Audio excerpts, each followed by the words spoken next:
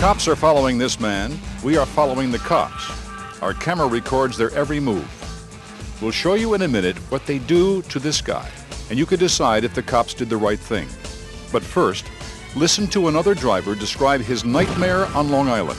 He placed his hand on his gun. He screamed at me. He's like, you don't belong here.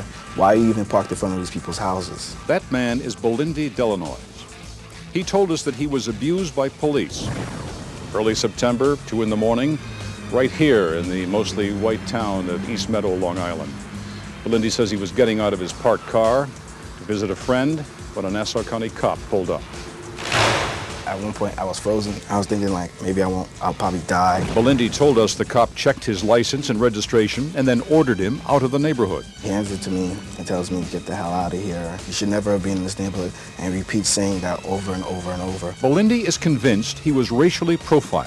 Basically, he said to me, I don't have the right to drive around in a white neighborhood. When he said that to me, I felt like I was worth nothing. Belindy says he's still suffering the trauma of that encounter. It was one of the most terrifying experiences I ever had. Ever since then, I haven't stopped trembling. I had to go to the doctor, because they gave me 2 prescriptions for it. Belindy also called the UPN 9 I-Team for help.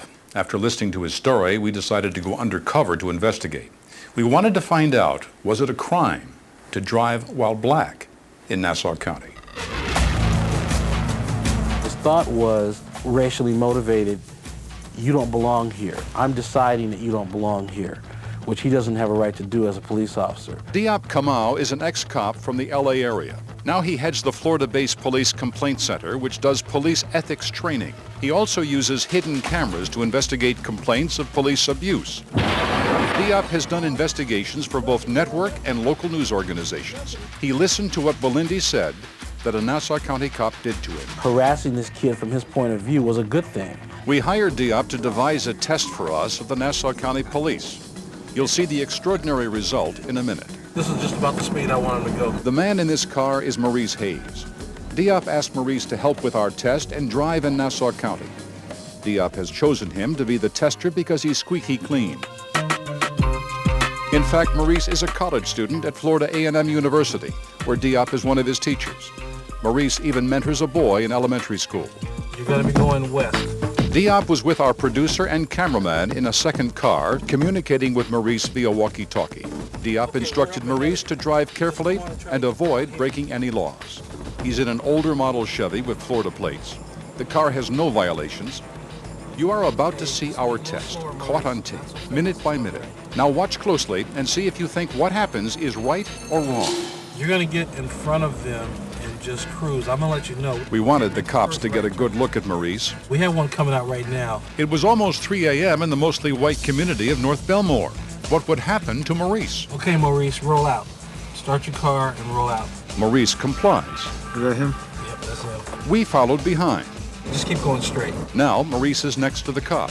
Let's just let her get a good look at him. The cop can see that he's black. Make sure you hit your turn signal. It's now 2 minutes since the cop first saw Maurice. Okay, make the first right turn that you can make. Maurice turns down a residential street. Okay, man, come back down to the street. And suddenly the cop stops.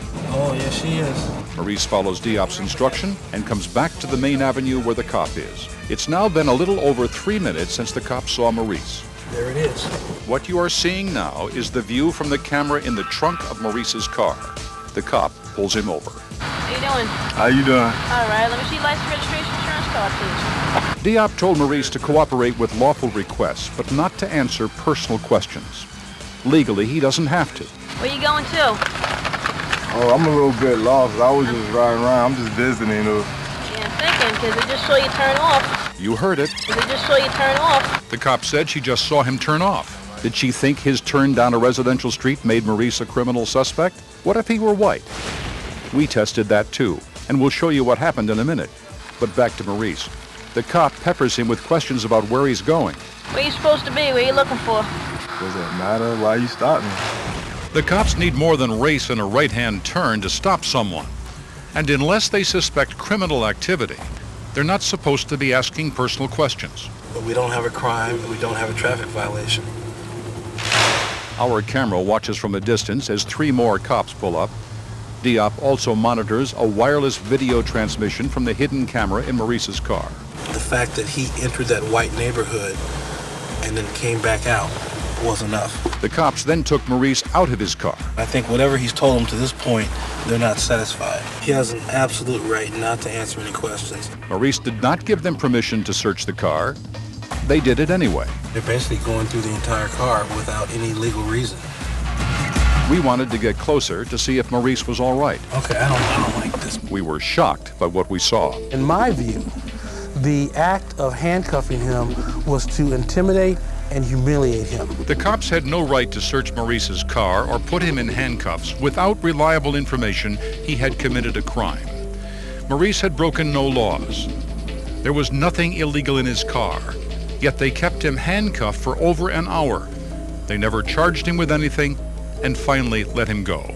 If he drives into a neighborhood like that and turns his lights out and he looks like he's looking in the cars, that's suspicious. Maurice didn't do that. The operations guide of the Nassau County Police Department says it does not condone racial profiling.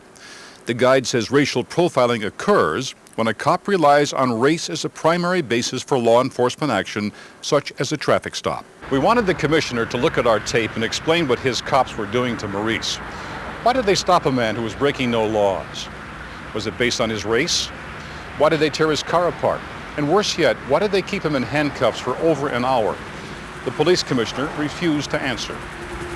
One officer stated that taxpayers don't want criminals in their neighborhood at 3 o'clock in the morning, and I asked him why he called me a criminal, and he just walked away.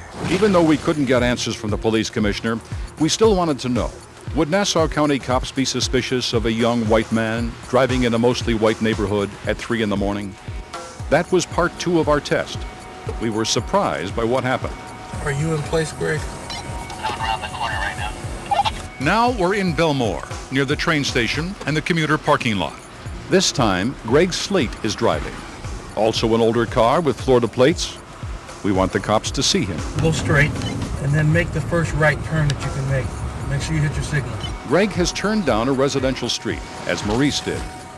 Now you're seeing the view from the camera hidden on the back of Greg's car. The cop ignores him. Basically nothing happened. It was a non-event. Remember what happened to Maurice. I felt like I had no rights at that point in time. Now look at this.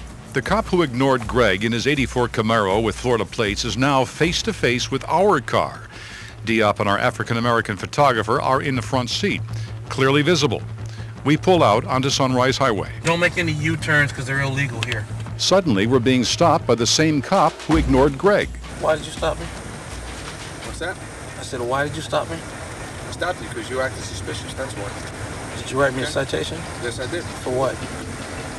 Your insurance card's expired, sir. Diop had mistakenly given the cop an old insurance card left in the rental car's glove compartment. Our photographer tries to give him the current one. Officer, here's the insurance card. Here's the insurance. We're 2 black men and a navigator.